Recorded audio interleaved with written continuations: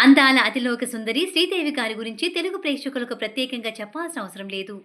ఆమె అందానికి ముగ్ధులవ్వని అభిమానులు లేరు అంటే అతిశయోక్తి కాదు.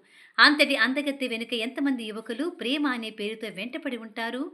అందులో స్టార్ హీరోలు సైతం ఉన్నారు అంటే ఆశ్చర్యం లేదు.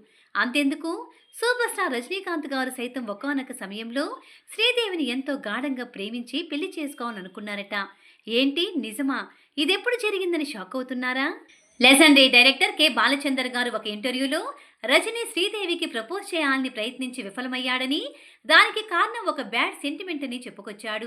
శ్రీదేవి అప్పట్లో తన మొదటి ఇల్లు కొని ఎంతో గ్రాండ్గా గృహప్రవేశం వేడుక నిర్వహించింది. ఈ వేడుకకు సినీ సెలబ్రిటీలందరూ విచ్చేశారు. అప్పటికే రజనీ శ్రీదేవిని ఎంతో గాఢంగా ప్రేమించాడు. ఇంటి గృహప్రవేశం రోజే తన ప్రేమను వ్యక్తపరచాలనుకున్నాడు. దానికోసం బాగా ప్రిపేర్ కూడా అయ్యాడు. అన్నీ అనుకుని శ్రీదేవి ఇంట్లోకి అడుగు పెట్టాలని చూశాడు. అంతలోనే కరెంటు పోయింది. ఇల్లంతా చీకటిగా మారింది. అది చూసి షాక్ అయ్యాడు.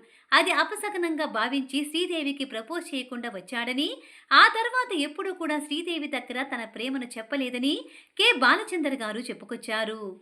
రజనీకాంత్ గారిలాగే ఎంతో మంది స్టార్ హీరోలు శ్రీదేవి గారి వెనకపడ్డారు. చివరికి ఆ అతిలోక సుందరి బోనీ కపూర్ ప్రేమలో పడి పెళ్లి చేసుకుంది.